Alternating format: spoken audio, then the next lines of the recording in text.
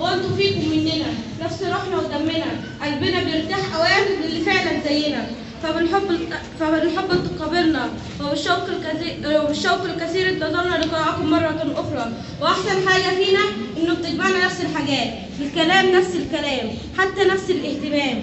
إحنا المرة اللي فاتت قعدنا مع بعض وقت قصير، ولكن استفدنا من بعض كتير قوي، وجينا النهارده عشان نكمل أكتر ونستفيد أكتر ونقدم المواهب، فنعلم أن الله أنعم علينا بالكثير، ولكن ميز كل واحد فينا عن الآخر كبخت اللي عرف مثله. فنسأل الله السلامة فيما مضى وما سوف يأتي، ونصلي ونسلم على أفضل خلق الله سيدنا محمد وعلى آله وأصحابه أجمعين، ونسأله أن ينور بصائرنا وقلوبنا بالصلاة والسلام عليه. ففي عز الرعب والحر يوم القيامة لما تبقى واقف عريان ولا حول لك ولا قوة، وفجأة تلاقي حبيبك جالك نجاك من الأهوال. أنت عارف مين حبيبك ده؟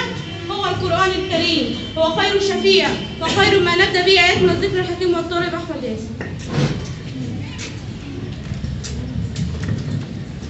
أعوذ بالله من الشيطان الرجيم.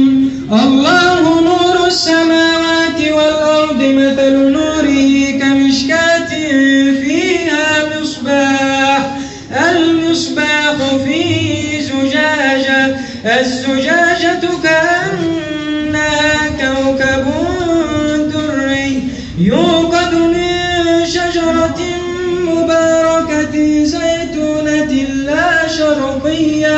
لا شرقية ولا غربية، يكاد زيتها يضيء ولو لم تمسسه نار، نور على نور، يهدي الله لنوره من يشاء، ويضرب الله الأمثال للناس، والله بكل شيء عليم. في بيوت أذن الله أن ترفع ويذكر فيها اسمه يسبح له فيها بالغدو والآصال، رجال لا تلهيهم تجارة ولا بيع عن ذكر الله وإقام الصلاة وإيتاء الزكاة يخافون يوما تتقلب فيه القلوب والأبصار، ليجزيهم الله أحسن ما عملوا ويزيدهم من فضله، والله يرزق من يشاء بغير حساب. صدق الله العظيم. صدق الله العظيم. فنشكر الطالب الصحابي لنا في جولة تساوي الدنيا بما فيها، فلتعلم أن سماع القرآن يقلل من انتشار الخلايا السرطانية في جسم الإنسان. فمن فقرة القرآن إلى فقرة شهدت مدح الرسول، فقد شهدت له الكواكب شروقه والغروب وأقرت به الأحياء، وشهد أن سيدنا محمد عبده ورسوله ذو المقام الموهوب، فبالصلاة قرة عينيه والخير بين يديه، وهو الصفي المحبوب. والآن مع فقرة في مدح الرسول والصلاة.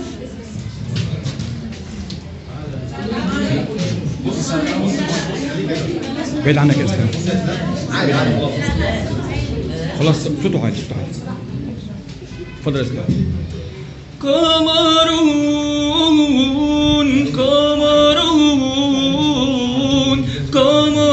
سيدنا النبي، قمر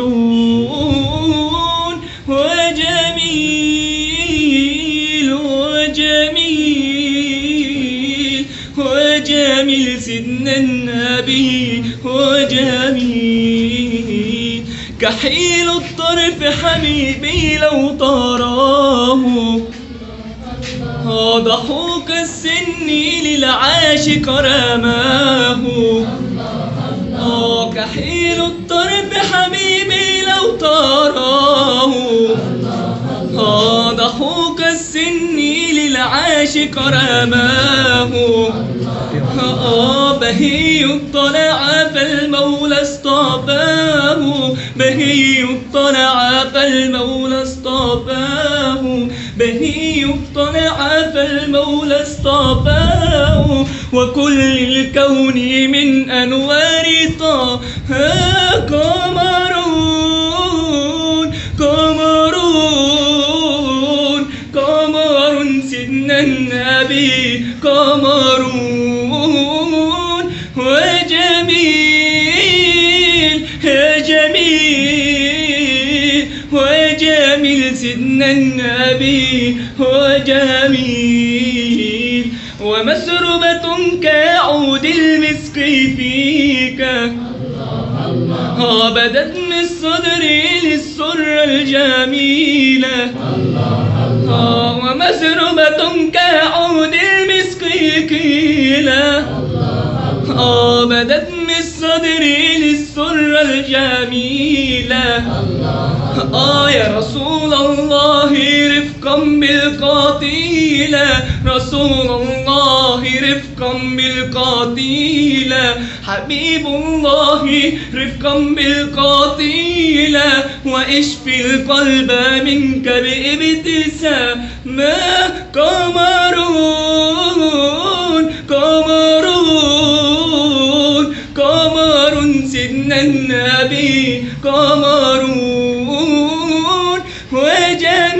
وجميل يا جميل وجميل سيدنا النبي وجميل وكف المصطفى كالورد نادي الله وعطرها يبقى إذا مست آيادي وكف المصطفى كالورد نادي وعطرها يبقى إذا مست آيادي وعم نوالها كل العباد وعم نوالها كل العباد وعم نوالها كل العباد حبيب الله يا خير البراء يا قمرون قمرون قمر سيد النبي قمرون وجميل وجميل وجميل سيدنا النبي جميل.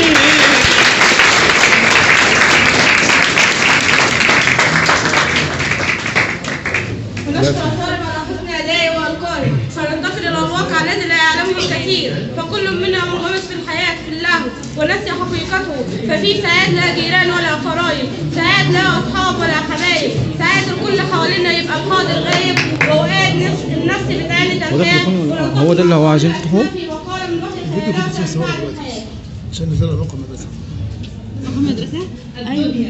الدنيا أيام وليالي نعيشها وعمرها عند حضرتك ومهما طالت الدنيا فهي دائمة هيتنقل؟ صعب وهي ليست دائمة لا للغني ولا للفقير فنحن اندرويد كل الاحجام بتاعته كبيره بتنقل البلوتوث بسهوله كل كده. شخص منا ميعاد أنا عندي أندرويد معايا أندرويد وهكذا يكون أجل فكل شيء في الدنيا مقدر في كتب هو. وما يصيبنا من خير أو شر يكون بإرادته الخالق للمخلوق المعبود للعاجز فهي دار شقاء لا دار نعيم دار الزوال لا دار البقاء فدار الأيام تفعل لك ما تشاء وربك يقدر لك ما يشاء ولا تجزع على حوادث الزمان فما لها من بقاء فرزقك فيها مكتوب وعملك فيها في مقطعين هم مقطعين موجودين أشياء تزول لأن الباقي موجود في مقطعين هي موجودين، لا ها؟ يدوم فيها حزن ولا سرور دع الأيام تقدر عليك من حين إلى حين أنا ممكن أبقى أجيبهم على فلاشة لحضرتك كده مدرسة. الدنيا تلاعبنا تلاعب ممكن أجيبهم على فلاشة. ممكن؟ مجرى جميع الخلق واحد فقل لا إلا بالله والدنيا عبارة عن دمعتين دمعة لقاء ودمعة وداع والأصعب فيهما دمعة اللقاء مع الرحمن الدنيا عبارة عن مفتاح صعب امتلاكه نقضي أيامنا نبحث عنه لعلنا نجده في يوم من الأيام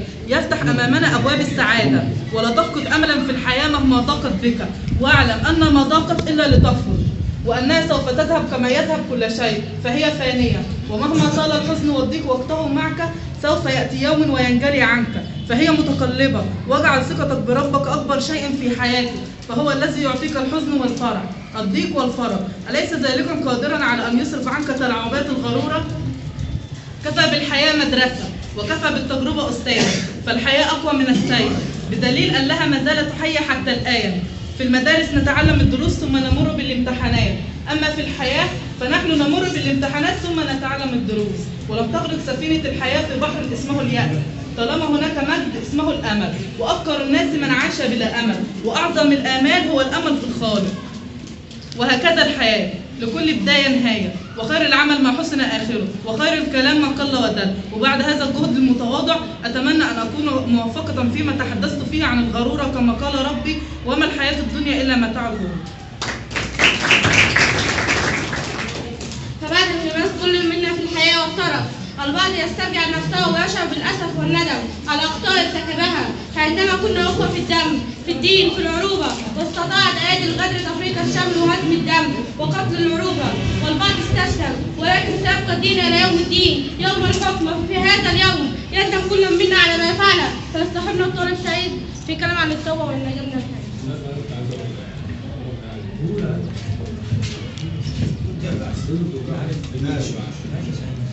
بسم الله الرحمن الرحيم. الحمد لله رب العالمين، والصلاة والسلام على أشرف المرسلين سيدنا محمد النبي الأمين، وعلى آله وصحبه أجمعين، وعلى من صار بهديه إلى يوم الدين. يا رب إن عظمت ذنوبي كثرة فلقد علمت بأن عفوك أعظم. إن كان لا يرجوك إلا محسن فبمن يلوذ ويستغيث المجرم. رب نائبة يضيق بها الفتى ذراعا، وعند الله منها المخرج. ضاقت فلما استحكمت حلقاتها فرجت، وكنت أظنها لا تفرج. وأصلي وأسلم على المبعوث رحمة للعالمين، الهادي المصطفى الأمين، المرسل بالكتاب المبين. كيف ترقى رقيك الأنبياء يا سماء ما طولتها سماء، لم يساووك في علاك وقد حال سنا منك دونهم وسناء.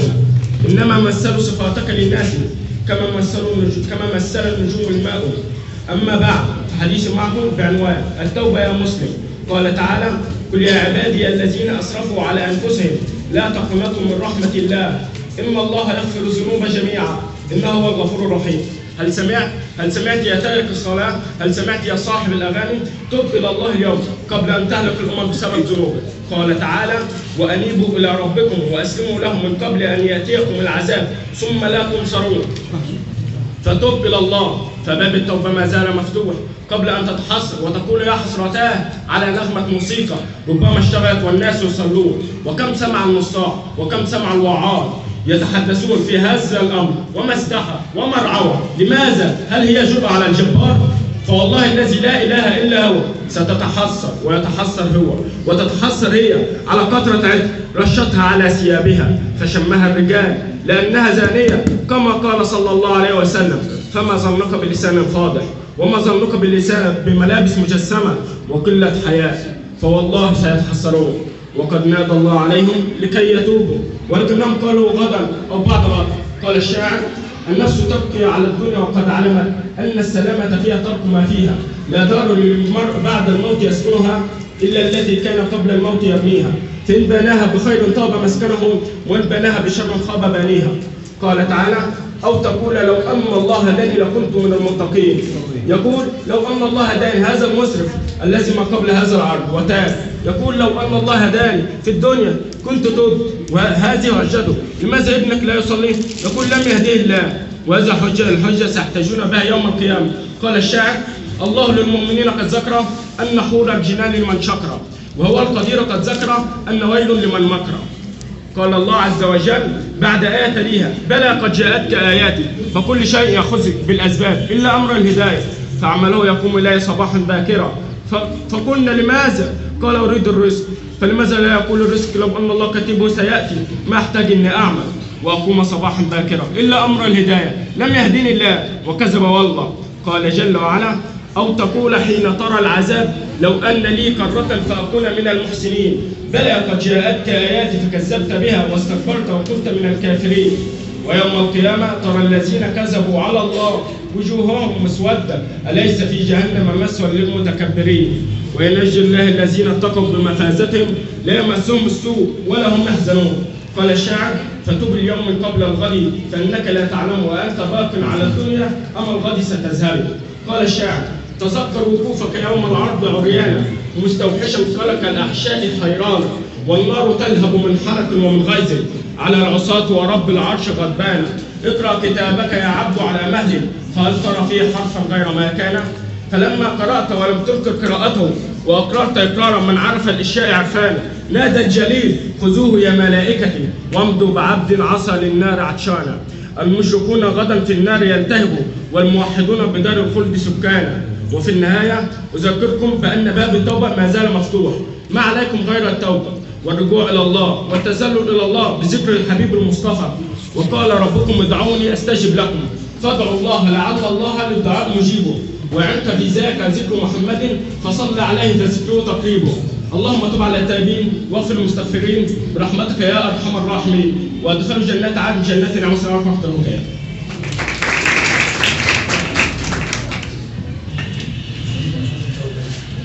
فنحب أن نوجه رسالة إلى أخواتنا: يا أختنا في الله لا يغويك ذا الشيطان، إن الحجاب فريضة من ربنا المنان.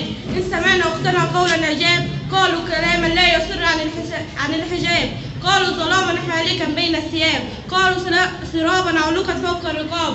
نادوا بتحرير الفتاة وألفوا فيه الكتاب، رسموا طريقا للتبرج لا يراه الشباب. يا أختنا هذا عوائق حاقدين من الذئاب، والنار مثوى للظالمين لهم عقاب، والجنة المأوى يا حسن المآب. فليست الأنوثة بمظاهر المفاتن الأنثوية للرجال، بل الاحتشام، ومن تزينت بالحياء يستحق أن يقال له أنثى. فالآن مع استكشاف من الواقع الذي نعيش فيه والطالبات.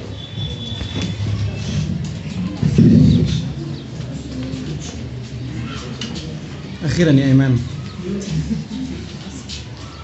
حتى مين كنت خارجه؟ لا مش بحط ولا حتى في الأطراف. مش بتكلمي ولاد؟ لا مش بكلم. معقدة قوي. ولا بتلبسي زي ولا مش بلبس زي ولا بتروحي الرحلات اللي في الجامعة؟ لا مش بروح. معقدة بطريقة معقدة قوي. معقدة. بعيدا عن كل المعاني اللغويه والادبيه. انت تعرفي يعني ايه كلمه معقده؟ تعرفي ايه معقدة؟ انت لما حد يقول عليكي معقده اعرفي ان انت عباره عن حبات لؤلؤ محطوطه في عقد جميل، مش محطوطه كده وبس، لا دي متثبته جامد عشان ما تقعش بسهوله. ده معنى. في حلوى مصريه قديمه. المعنى الثاني بقى كان في حلويات مصريه قديمه اسمها الحلبه المعقوده. تعرفي يعني ايه؟ يعني ايه؟ الحلبة المعقودة دي عبارة عن سمسم وعسل ومكسرات وسودان. يعني انت لما تبقي معقدة يبقى انت عبارة عن عسل بالسمسم والمكسرات والسودان. طب بسمة النبي عليك في أحلى من كده؟ تحبي تكوني معقدة ولا معقدة؟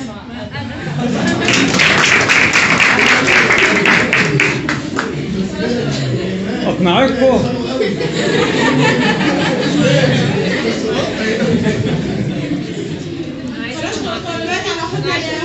جوزها عايزها كده بقى. حضرة سيدنا الصديق أبو بكر رضي الله عنه، حضر نبينا المصطفى صلى الله عليه وسلم، من بعد ما الكفار اتفقوا على قتله. فالآن مع أنشودة والطالب محمد بن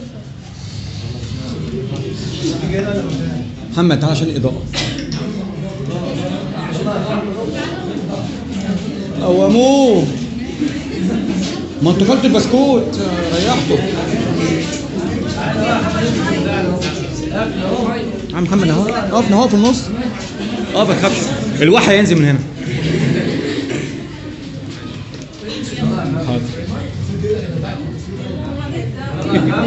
صلى الله على طه خير الخلق وأحلاها، وعلى الكرار أبي الكرماء والزهراء وأبناها. خير الخلق هو الهادي، نور الكون به بادي، عم الناس بإرشادي، أذكى الخلق وأرعاها. صلى الله على طه خير الخلق وأحلاها، وعلى الكرار أبي الكرماء والزهراء وأبناها. نور الله المتقدم قبل الخلق المتعلم، بدر النور المتلثم، هدي الخلق لمولاها. صلى الله على طه خير الخلق وأحلاها، وعلى الكرار أبي الكرماء والزهراء وأبناها. فضل الله الموهوب، حب الله المحبوب، عين الخير المرغوب، سعد الأمة مأواها. صلى الله على طه خير الخلق وأحلاها، وعلى الكرار أبي الكرماء والزهراء وأبناها. بعد السدرة قد صار ورأى الحق وأنوارا وقف الروح وما صارا اذهب وحدك يا طه صلى الله على طه خير الخلق وأحلاها وعلى الكرار أبي الكرماء والزهراء وأبناها صلى الله على طه خير الخلق وأحلاها وعلى الكرار أبي الكرماء والزهراء وأبناها صلى الله على طه خير الخلق وأحلاها وعلى الكرار أبي الكرماء والزهراء وأبناها.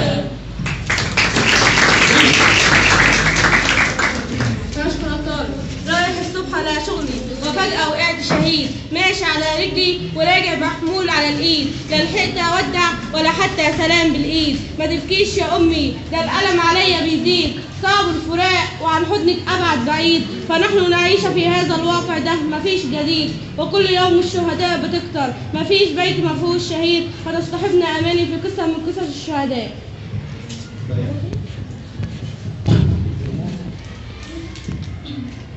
ابني الغالي يا راحتي وتعبي وعرقي وشط نجاتي وغرقي وضحكة سني وفردة ظهري وكسرة قلبي وحزني وقهري يا تحويشة والديك يا ما صعبت علينا وانت صغير، ازاي لما كبرنا انا وامك ما بنصعبش عليك.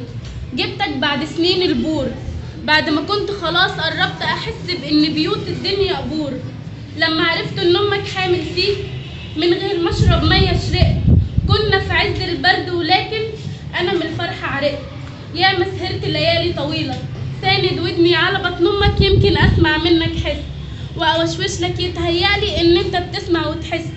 كنت بحس بان الساعه بتمشي بطيئه علشان طول الوقت بعيد، كنت ساعات من لهفه قلبي عايز اقولك مد، واما سمعتك اول مره بتقول واق معرفش اللبس اللي عليا وسع او ضاق، شفت الكون بيضيق وبيوسع وعينيا بتدخل وبتطلع، عيط اصرخ كشر اضحك، عايز صوتك بس في ودني، عايز صوتك يملى الدنيا مش عايز اصوات تانية.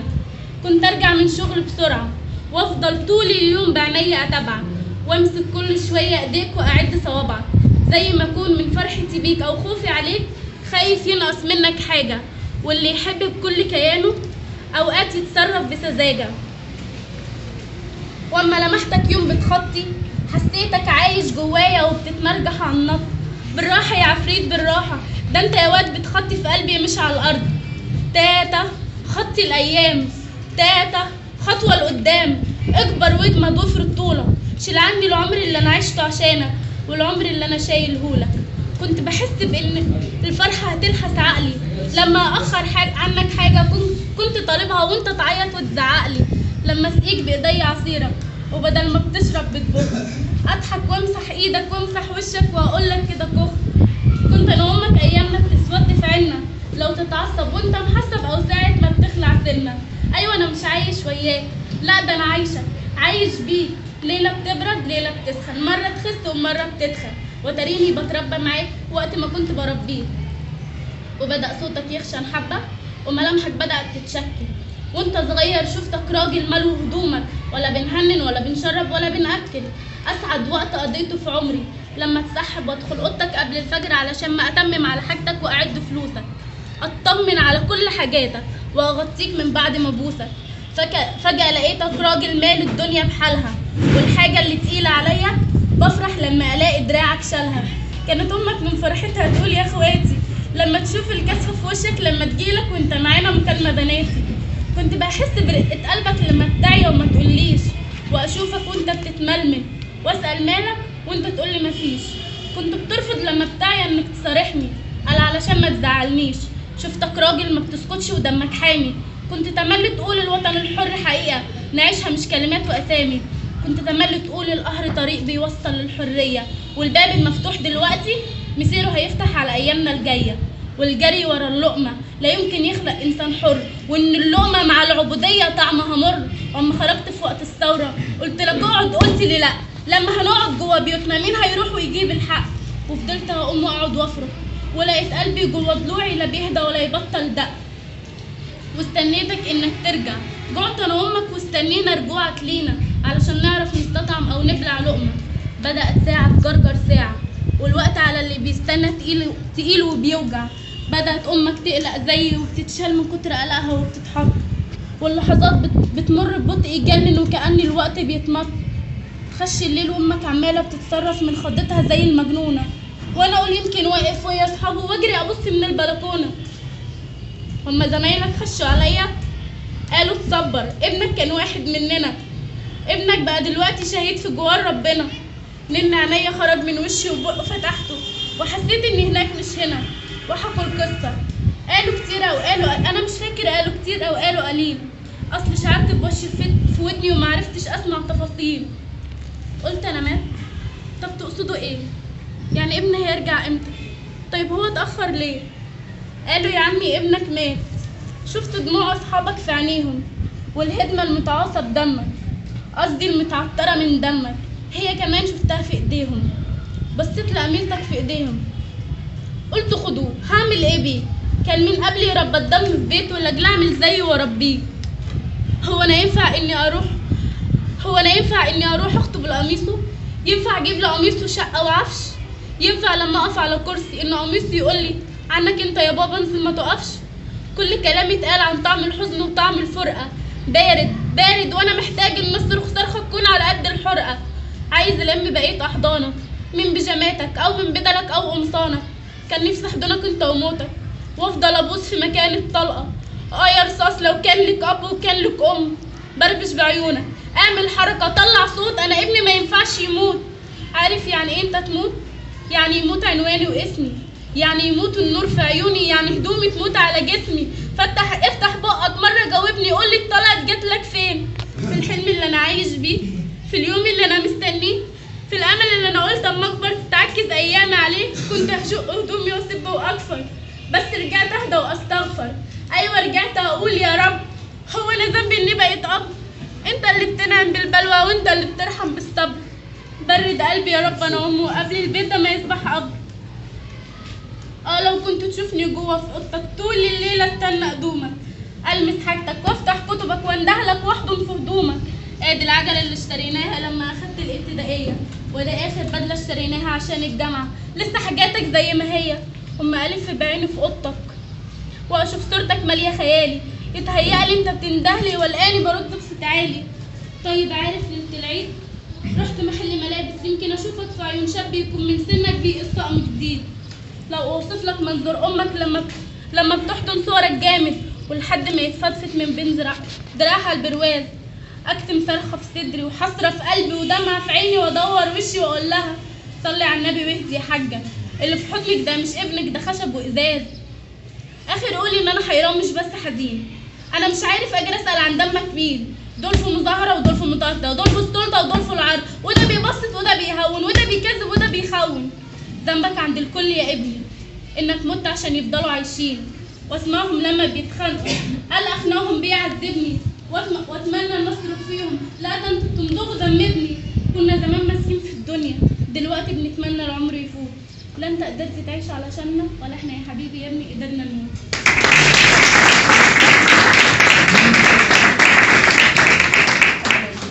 إذا نشكر الطالبة المقدمة لنا من قسمة أثارت قلوبنا تعترف مع الحق ورد الابتلاء والطالبات.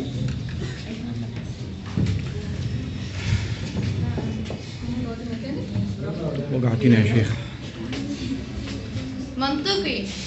منطقي لما يبقى يتيم وأمي ويبقى سيد العالمين. منطقي الحساد هتكتر والعدا والكارهين، واللي هيقول لك ده شاعر واللي هيقول لك ده ساحر واللي هيقول لك ده كافر واللي يكتب واللي يرسم واللي يكتب واللي يشتم. منطقي هي غيرة زي غيرة الوليد بن المغيرة. مش كان هيسلم بس حاجة في نفسه حكت، كبره خلى نفسه شكت. أصل ده الكبر ده أكبر خطر، بس يعني الجنة تعمر وحدها، حبة في الجنة ونعيمها وحبة في سكر. ومنطقي لما يبقوا المسلمين حالهم كده، تطلع ضوافل للعدا ما دمت مش زارع بايدك غلتك، والجوع قرص على معدتك فزلتك، ما دمت متشتت وتايه في الكلام فين الودان اللي هتسمع كلمتك. ومنين يجيلك وش تغضب ولا تحمق ولا ترفع شكوتك. هما مش قاصدين هم مش قاصدين يهينوا المصطفى بحبة صور، هم عارفين ان سيدنا النبي سيد البشر. هم قاصدينك وقاصديني وقاصدين كل جيلنا، وطول ما نتشتت ونتفرق وبندار الحقايق لسه ياما راح يجيلنا. اما سيدنا النبي رب وكفيل، هو اللي خلقه ومصطفيه. لو كانوا حضروه كانوا عرفوا يرسموه، كانوا سموه بعدله وسماحته وهدوءه، كانوا شافوا ان الصحابه بتلحق الميه اللي نازله من وضوء. احنا ما رسمناش نبينا في العيون، احنا فهمناهم ان الدين بتاعنا ولا فيه ادب ولا فيه عمل ولا فيه فنون. اتلهينا فاحنا كنا واحنا كنا ونمنا في اللي راح يكون. بس احنا بقنا بجد اسفلك وراجعينك شعبك نشيط طاهر وصافي وتقي، زيك يا سيدنا المصطفى يا ابو قلب طاهر نقي. اما اللي واكلاهم طريقتهم فده منطقي. وبما ان الرجاله المخلفيه اللي ما بترضاش لبنات الناس اللي ما بيرضوش لاخواتهم قالت، فتاخدنا ايمان وامانه في قصه معرفه احد الامثله اللي بتتكرر كل يوم بجد.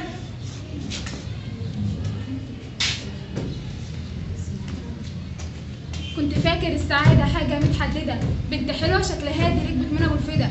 المشكلة إن الصوت يا معكر الهدوء، والشباب في الزحمة قاموا لما شافوا البنت ذوق، قالوا هيلا بلا صيدة يلا بينا نبتدي. مهما كان الفعل جارح هي مش هتشتكي، المحترم اللي فيهم شارك بس بالكلام، مع إن كلامه جارح بس زايد وسال. موقف مهين أصل كل الناس ساكتين، اللي شايف واللي سامع واللي راكب من حسين قاعد طول السكة ساكت شارك بس بالعينين. شيء يحزن حاجة تعرف إن كل الخلق عادي، اللي عامل فيها سارح واللي بيسمع للمنادي.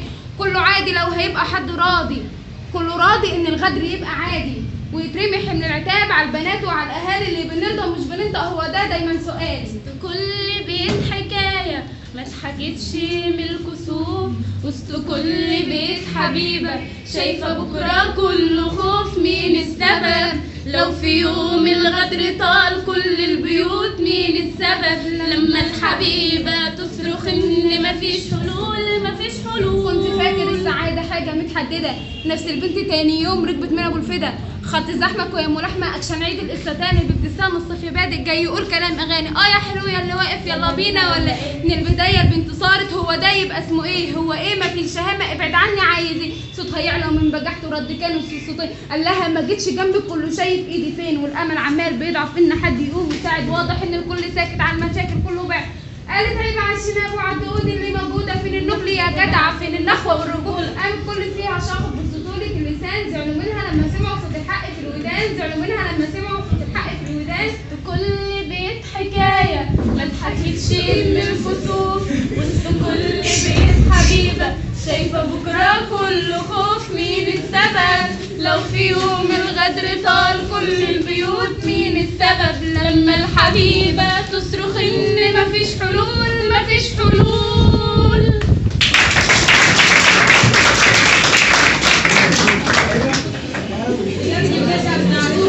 أول أشكركم على خبركم وياخدكم يعني البنات، وحرصا على روح البكاء التي تعيش في قلوبنا وتجدد الطاقة مرة أخرى. نقدم لكم سكتش من وحي خيال الطلاب الآن.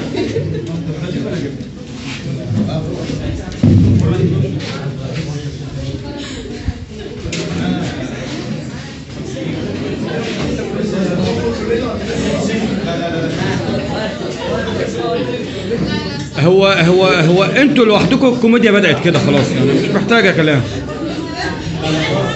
يا معلم خير.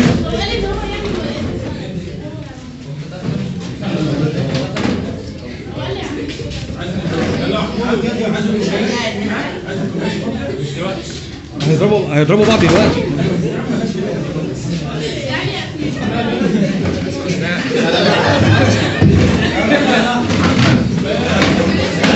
يا عم مد وخلص.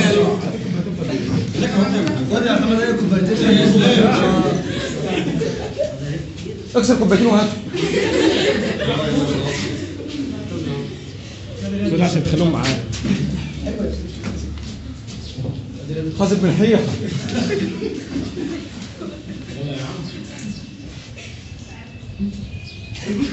هو كويس يا يا ابا جهل مين؟ ابن عمك ابو لهب ابو جهل. قوم يا عم تشوف مين؟ قوم يا عم تشوف مين؟ قوم يا عم تشوف مين؟ من؟ أين سيدك؟ لا موجود. ناديه ليه؟ ليس موجود. ليس موجود. بقول لك ناديله. يا سيدي ضربونا يا سيدي. مين اللي ضربك يالا؟ سيدي ضربونا يا مين سيدي. اللي ضربك؟ ولد ابو اسماعيل يالا؟ لا ولا ابو ابراهيم يا سيدي. مين؟ ده العقد بتاعك جديد، معلش تعال اتفضل.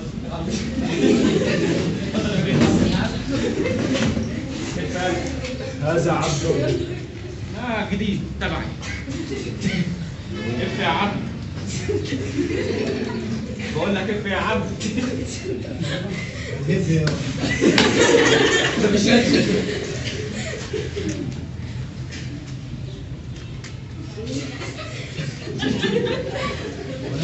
مالي يا حسين. كالبطاطا. هي اخبار سيئه. عليك اللعنة. عليك اللعنة. ما انت بوشك اللي شافه قتل عارفين دول.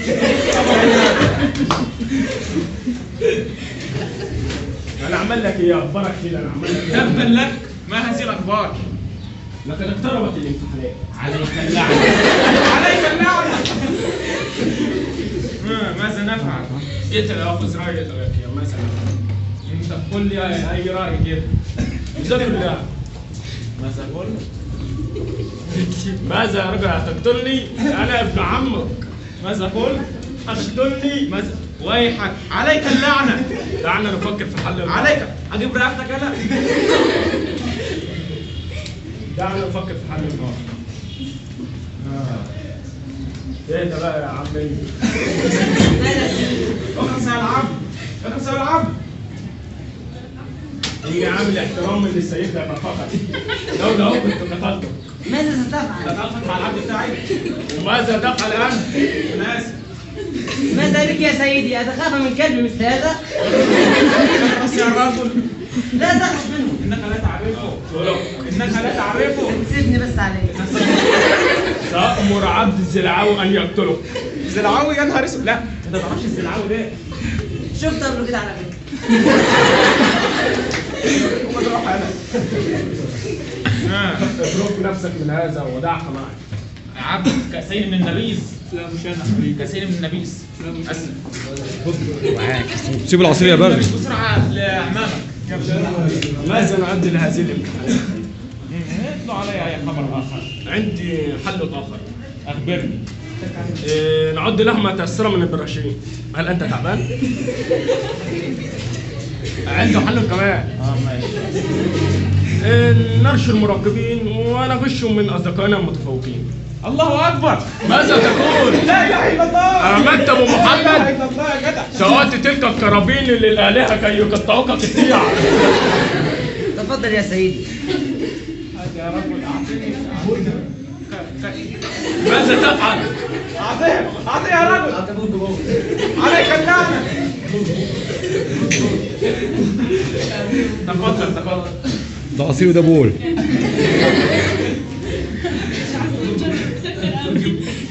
ماذا حاطط هنا؟ بول.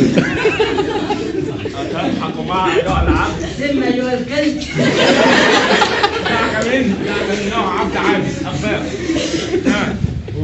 لكن في أخبار سيئة أخرى. عليك اللعنه. سخلتك امك.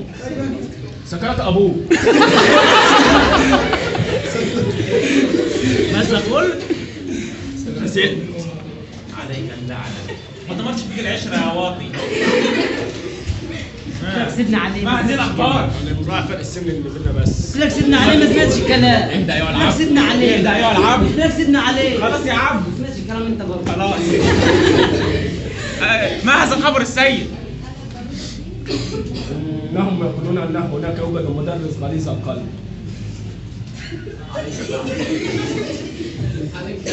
عليه يد طارشة إذا ركع أحدا كفر رده إلى بطن أمه. وسمعت أيضا أنه يشرب العصير على أنه بنزين. البنزين على نوع عصير. من الذي سمع على تلك الجوارب أن تتحدث؟ عليكم بلعنة جميعا. وسمعت أنه ينزل الصلاة على أنه تسالي. على من غير يمين، من غير محن. بس ممكن اروح اقطعه بالكسله، بس انت عارفني مش ابو جهل الجن اللي افترى على حد مسن. انت عارفني. واللي مع قبيل القريش يتورط يبقى في عمره بيفرط. ماذا فعلت تدلق البتاع؟ عليك اللعنه. قال لك امسكوا ليا تدلقوه. عليك اللعنه. بحسب ان تقول مين؟ لكن في هناك اخبار حسنه ايضا. قم للمعلم وفيه التبجيل، كاد المعلم ان يكون رسولا. ماذا قلت؟ قم للمعلم وفيه التبجيل، كاد المعلم ان يكون رسولا. العبد بتاعك.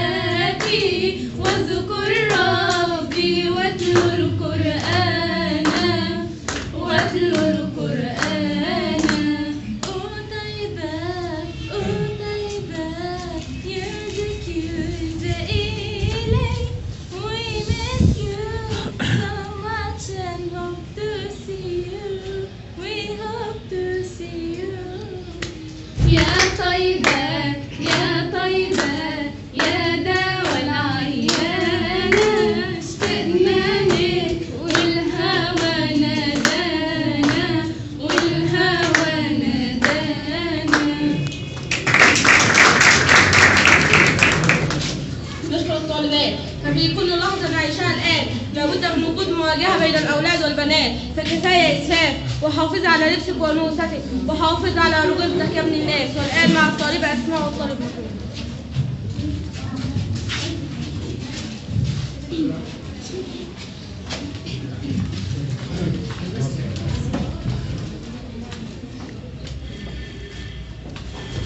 انا حره البس اللي انا عايزاه، وانا حر اقول اللي انا عايزه. بس هنطالب بقانون يمنع التحرش. واحنا هنطالب بقانون يمنع التعري. لو مش عايز تشوف مفاتني ممكن تغمض عينيك. وانت مش عايز معايا كلام ست ودان. انا مش مقتنع بالحجاب، وبعدين دي حاجه بيني وبين ربنا. وانا مش مقتنع بغض البصر، ودي حاجه بيني وبين ربنا. بس انت بتأذيني بكلامك. وانت بتأذيني بلبسك. بس ربنا امرك انك تغض بصرك. وانت ربنا امرك بلبسك.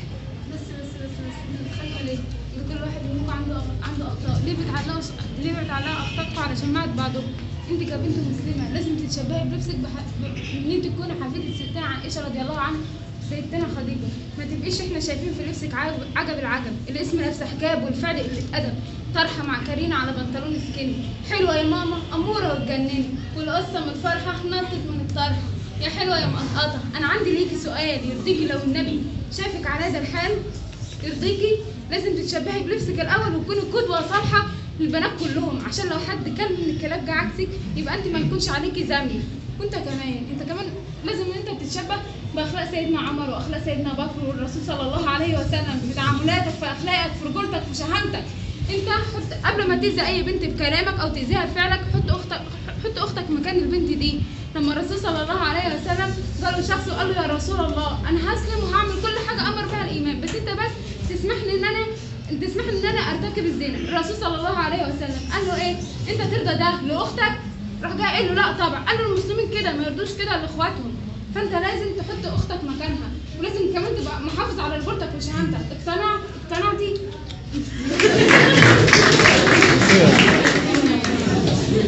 مقنعة يا ايمان والله العظيم، انت اقنعت 38 واحدة دلوقتي. هنتكلم عن عماد الدين اللي أقامها قد أقام الدين، ومن هدمها فقد هدم الدين. هنتكلم عن الشيء اللي وصى به الرسول صلى الله عليه وسلم قبل ما يموت. هنتكلم عن الصلاة. فقل لي لماذا لا تصلي يا تارك الصلاة؟ صوت المؤذن لم يحرك فيك شيء فقد اهتزت الجوامع كلها، ولم يتحرك لك جب أو لم تخف عجبا. والآن مع الطالب أحمد مهدي في خطبة من الخطب.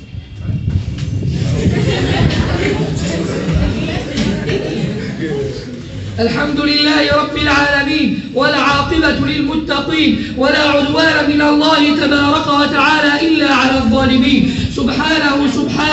سبحانه خلق آدم بيداه وتاب عليه وهداه بعدما نسي آدم وعصاه. سبحانه نجى يونس من لجج المياه. سبحانه شفى أيوب من بلواه. سبحانه رد ليعقوب بصره بعد عماه، وبرحمته أعاد إليه يوسف وأخاه. سبحانه أنطق عيسى في المهد فقال إني عبد الله أوصاني بالزكاة وكذلك أوصاني بالصلاة. سبحانه نجى الحبيب محمدا في الغار من الكفار والعصاة القائل يا موسى إنني أنا الله. والصلاة والسلام على نور الظلام، والصلاة والسلام على بدر التمام، والصلاة والسلام على مصباح الإسلام النبي العدنان سيدنا محمد. فصلاة عليك وسلاما يا حبيبي يا رسول الله، وصلاة وسلاما عليك يا حبيبي يا رسول الله. كل القلوب إلى الحبيب تميل، ولي في ذلك شاهد ودليل.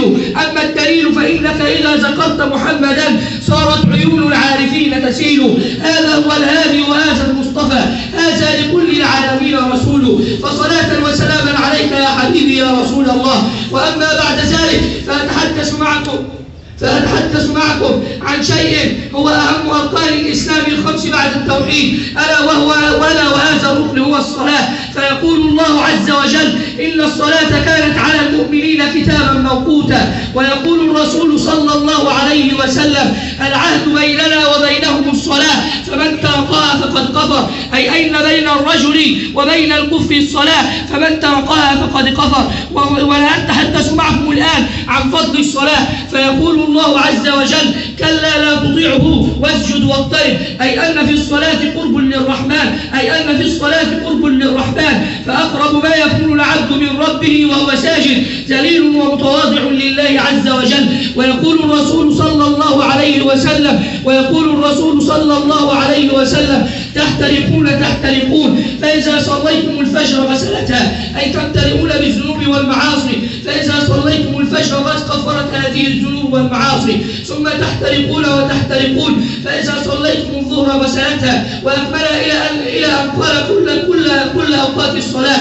ويقول الرسول صلى الله عليه وسلم لأصحابه لأصحابه أرأيتم إن كان بباب أحدكم نهرا يغتسل منه 5 مرات في اليوم فهل يبقى من دنسه شيء؟ هل يبقى من جسده شيء غير نظيف؟ قالوا لا يا رسول الله. قال هكذا هي الصلوات ال5 مطهرات لما بينها من الذنوب والمعاصي، ويجب أن يواظب الإنسان المسلم المؤمن على صلاة الجماعة، فلا يجب أن يترك صلاة الجماعة إلا لأسباب من الأسباب الآتية. هذه بعضها: أن يكون نائم، أن يكون هناك ظلام شديد، أن يكون هناك مطر شديد، مرض شديد، أن يكون هناك عذر شرعي يمنع المرأة من الصلاة أو يمنع الرجل من الصلاة، أن يوضع الطعام قدرا وقت الصلاة وأنت جائع، أن يوضع الطعام قدرا وليس قصدا وقت الصلاة وأنت جائع. فوالله لم يرخص الرسول صلى الله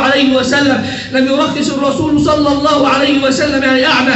فعندما جاءه عبد الله بن أم مكتوم يقول له يا رسول الله إني أعمى وإن المدينة كبيرة ولا أجد من يرشدني إلى المسجد فهل ترخص لي أن أصلي في البيت؟ فأذن له الرسول بداية ثم ناداه بعد أن ذهب فقال له يا عبد الله بن أم مكتوم هل تسمع النداء في بيت الله؟ قال نعم. قال فحي هلا أي فلبي النداء في بيت الله. وفي رواية أخرى يقول هل تسمع حي على الصلاة حي على الفلاح؟ قال نعم. قال فأشبها. وأختم بهذه القصة. يقول عبد الله بن مسعود معلم الشيخين الجليلين البخاري ومسلم يقول لم أفوت صلاة جماعة قد، ففي يوم من الأيام نزل بي ضيف كريم فشغلني عن صلاة العشاء، فخرجت من البيت فوجدت أن العشاء قد صلت، ثم عدت إلى المسجد ثم عدت إلى البيت فقلت أن الرسول صلى الله عليه وسلم قال صلاة الجماعة تفضل صلاة الفرد أي الفرض ب27 مرة، فصليت العشاء 27 مرة. ثم ذهبت ونمت في هذه الليلة فإذا بي أرى في المنام أني على جواد لي أو فرس لي وأمامي قوم أريد يركبون أحصنة، أريد أن ألحق بهم فلا أستطيع، وأحاول مرة بعد أخرى فلا أستطيع. فالتفت إلي أحدهم قال لا تتعب فرسك يا عبد الله فلن تستطيع اللحاق منها أبدا. فقال له لماذا؟ قال نحن صلينا العشاء في الجماعة وأما أنت فقد صليتها وحدك، وهذا الذي صلى العشاء 27 مرة، فيا من لا تصلي إلا من جمعة إلى جمعة ومن رمضان إلى رمضان وفي السنة وما تصلي في الأسبوع مرة وفي الشهر مرة، صلي فإن الصلاة يا من لا تصلي بالمرة صلي إن الصلاة كانت على المؤمنين كتابا موقوتا. تذهب إلى الصلاة في فطور وكأنك تذهب للصلاة في فطور وكأنك تذهب إلى الرياء تذهب للصلاة في فطور وكأنك تذهب للرياء. شو تسفلها ولا ايه؟ وإن أتيتها جاءت بنقص لما قد كان منك من شرك الرياء. تذهب للصلاة في فطور فأنك قد دعيت إلى البلاء، فإن أتيتها جاءت بنقص لما قد كان منك من شر الرياء من شرك الرياء. وإن انتهيت ما كان منك من شرك تدبر الأمور بالارتقاء. ويا ليت التدبر في مباح وناف في المشقة والشقاء. وإن كنت المصلي يوما بين خلقه أخذت ركوعها بالانحناء وتعجل خوف تأخير لشغل وكأن الشغل أولى من لقاء. وإن كنت المجالس يوما أنسى قطعت الوقت بلا اكتفاء. أيا عبد لا يساوي الله معك أنسى تناجيه بحب أو صفاء. السلام عليكم.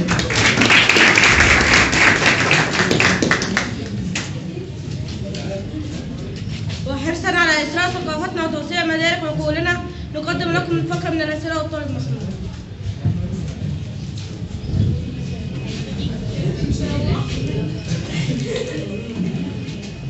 من هم أول من أشركوا بالله؟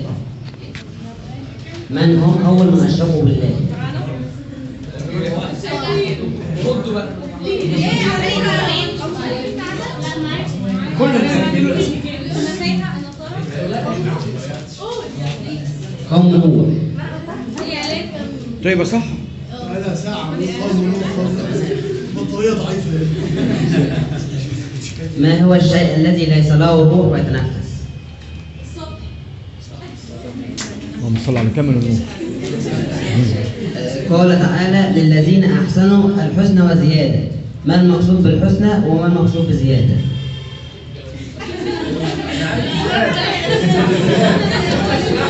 زيادة اللي هي النظر إلى وجه ذلك الكريم. والحسنى؟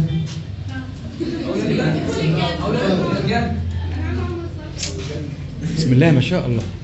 ما الفرق بين الذنب والسيئة؟ ودي لحد الآن مش موجود هنا دلوقتي؟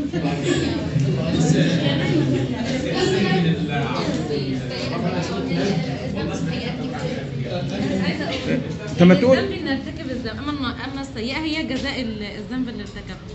خلاص. هو ده تفسير لكن هي مش المعنى.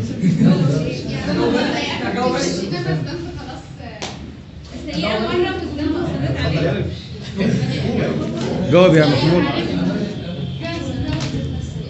الذنب بين العبد وربه ويغفر الله الذنب في قوله تعالى إن الله يغفر الذنوب جميعا إلا الشرك طبعا زي ما كلنا عارفين. أما السيئة بين العبد والعبد زيه ولا يغفر الله السيئة أبدا حتى يعفو العبد عن العبد الآخر.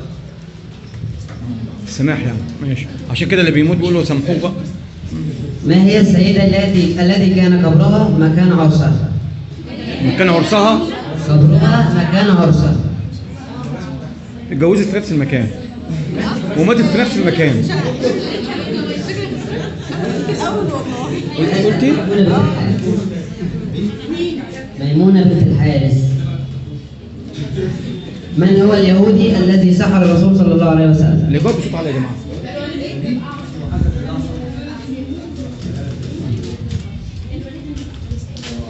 ما هو طول لسان الزرافة؟ طول رقبتها.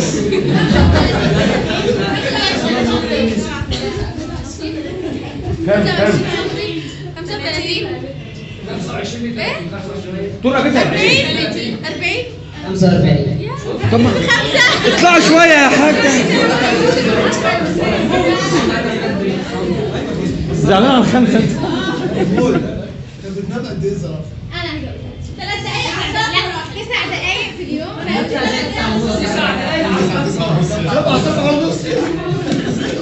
ما هي عاصمة سورينام؟ عاصمة سورينام. صورة صاحي. ما احنا جدعان قوي.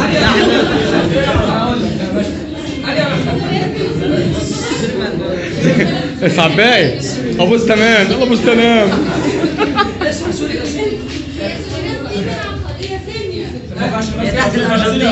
تحت ايه؟ تحت الارجنتين على امريكا الجنوبيه.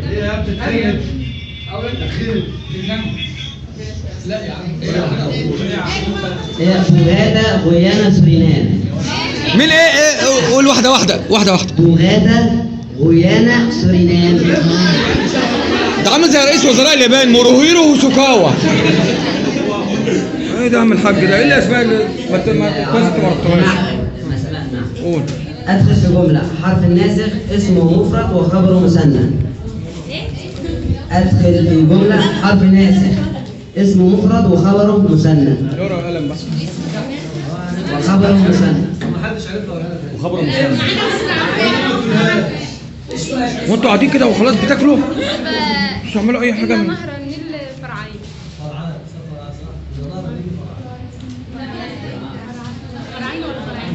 مسألة رياضية. أكمل بنفس التسلسل. 2 7 32. الرقم اللي بعد 32 إيه؟ 2 7 32. الرقم اللي بعد 32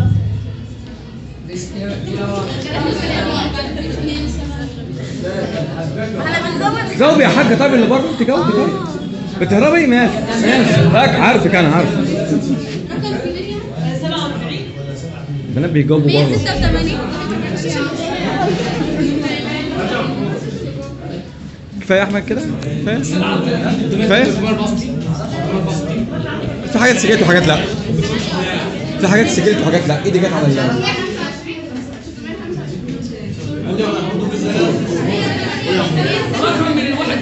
اللي هيقولها يقول بالتفسير. الواحد للأسف. طب انا عايزه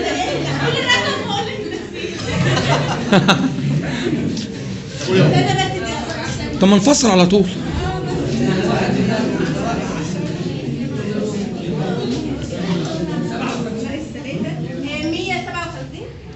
ليه بقى؟ هنضرب في 5. هنضرب اللي قصدي هنجمع 5 وبعد كده نضرب في الرقم اللي هيجي وبعد كده نطرح 3. ولما 32 بتساوي كام لما مضروبة في 7؟ 7 في 5 في 35 ناقص 3 ب 32. طب والخمسة هتبقى الخمسة في 32 ب 160 هنطرح 3 هتبقى 157. كده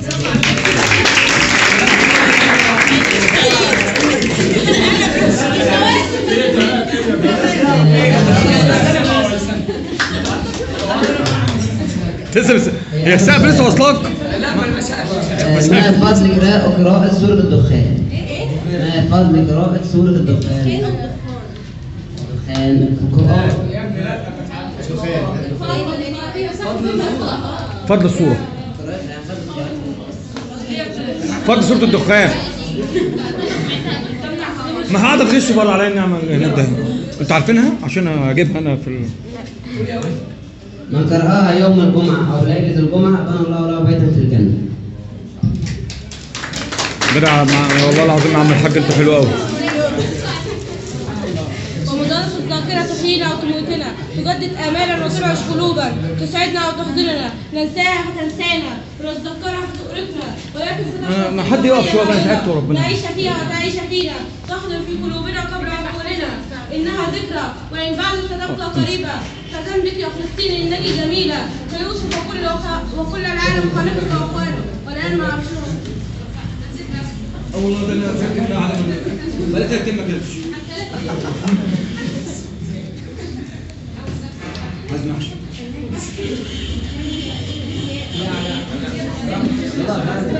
والله لن أنسى مسجدنا الأقصى وقبة الصخرة تبكي من الحسرة تقول يا رباه يا واهب الحياة بعونك اللهم اكتب لنا النصر وشجرة الزيتون بغصنه الحنون يبكي على شهداء أرضنا الحرة يا لوعة النفس عليك يا قدسي وأنت في البلوى والعيشة المرة يا إخوة الإسلام سيروا إلى الأمام بالعزم والإقدام بصحبة القرآن النور في أيدينا وربنا يحمينا قرآننا يهدينا في ساحة الإيمان هيا ارفعوا القرآن وحطموا الأوثان وحرروا الإنسان من قبضة الطغيان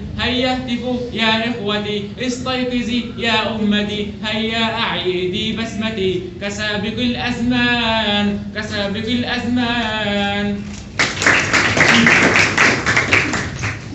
فنحن نستخدم الشعر في تقديم الأدب للتعبير عن حالنا فهو السبيل الوحيد للتعبير عن ما نريده ولا ينسى نقدم لكم شخصيا ميزه الله بهذه الميزة مع الطالبة أمامنا.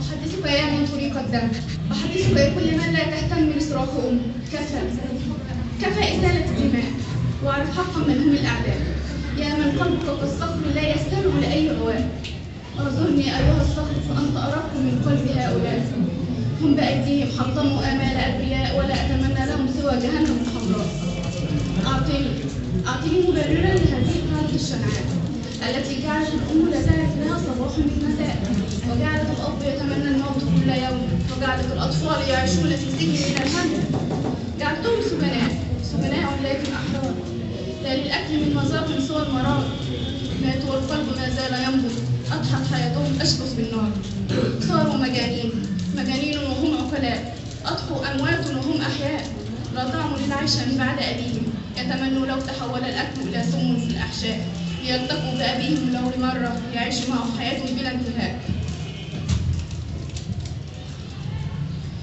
سار سالت دموعي وكنت أحسبها جامدا، ولكن لم أستطع أن أحبسها أكثر. نزلت باردة كالثلج على صدري، وكلما أوقفتها نزلت أكثر فأكثر. فقلت لها: ماذا بك؟ ألا تستطيعين أن تمكثي بجفني؟ فقالت لي: ليتني أفكر إن الزمن وغدر البشر أطلقوا سراحي بعدما كنت سجينة لا أخر. أعطاني القلب إشارة بعدما رأى طفلا مستشهد والمرمى مات بين أحضاني ودروع أمه برصاص خادع وغدر بشر. وجدت القلب حزينا دامعا، شباب كالورد ماتوا بلا ذنب ولا أثر. وجدت شبابا أنهوا حياتهم بأيديهم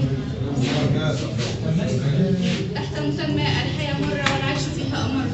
فقلت لها: أين الشجاعة والرجولة؟ هل يتخلون عن حياتهم بتلك السهولة؟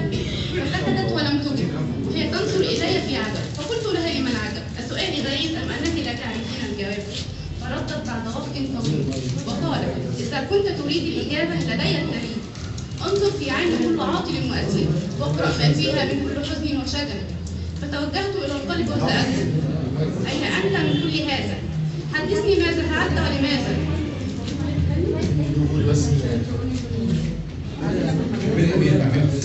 فردت علي العين: إذا كنت تبحث عن سبب أخطاء كل واحد تبحث عن علاقته بالله الأحد الواحد.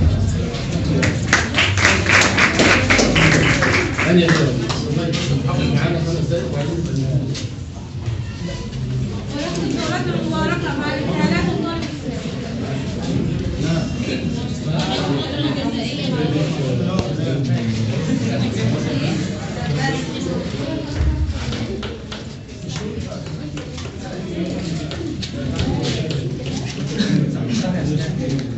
أنت نور الله فجرا، جئت بعد عسر يسرا، ربنا أعلاك قدرا يا إمام الأنبياء. أنت في الوجدان حي، أنت للعينين ضي، أنت عند الحوض ري، أنت هادي وصفي يا حبيبي يا محمد يا نبي السلام عليك، يا رسول سلام عليك، يا حبيب سلام عليك، صلوات الله عليك، يا نبي السلام عليك، يا رسول سلام عليك، يا حبيب سلام عليك، صلوات الله عليك. يرتوي بالحب قلبي، حب خير رسل ربي، من به أبصرت دربي، يا شفيع يا رسول الله، أيها المختار فينا، زادنا الشوق حنينا، جئتنا بالخير دينا، يا ختام المرسلين، يا حبيبي يا محمد يا نبي السلام عليك، يا رسول سلام عليك، يا حبيب سلام عليك، صلوات الله عليك، يا نبي السلام عليك، يا رسول سلام عليك، يا حبيب سلام عليك، صلوات الله عليك.